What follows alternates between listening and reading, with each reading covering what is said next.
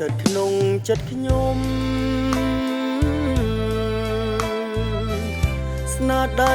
សហគមន៍ខំថែរក្សាទុកជាដំណើរនៃគេដូនតាអោព្រៃប្រឹក្សាមេត្តាជួ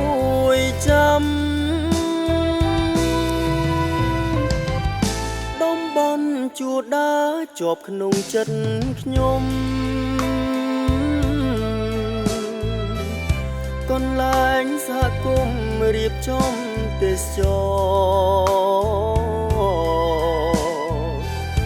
នៅជាប់ស្ទឹងសែនល្អស្រងបវ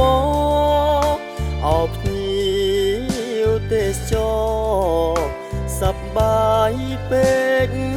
ពុនអោដើមឈើទាលដុះមាត់ស្ទឹងសែនស្រស់ល្អមែនតែនគួរឲ្យកយគុណខ្ញុំនឹងថែអ្នកឲ្យមាននិរន្តរ៍ការពារប្រព័ន្ធ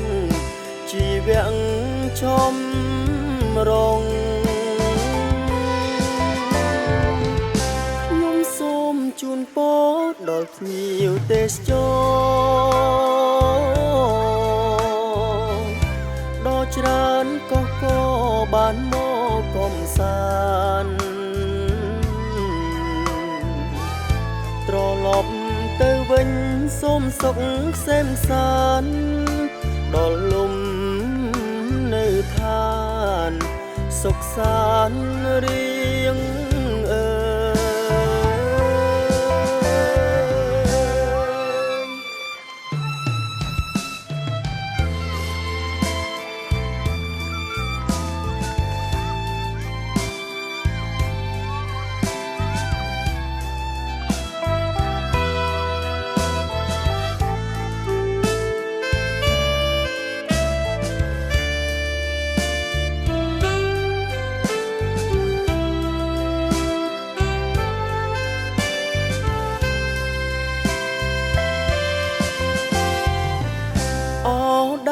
ឈើទាលដុះមាត់ស្ទឹងសែ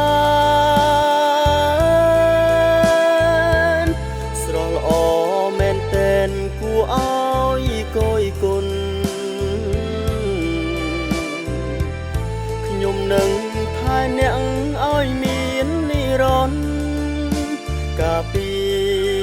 រប្រព័ន្ធជីវៈចំ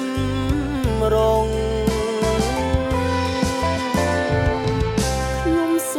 ជូនពរដល់ភ្ញៀវទេសចរដ៏ច្រើនក៏បានមកកំសាន្តត្រឡប់ទៅវិញសូមសុខក្សេមសាន្តដល់លំនៅឋានសុខសាន្តរៀង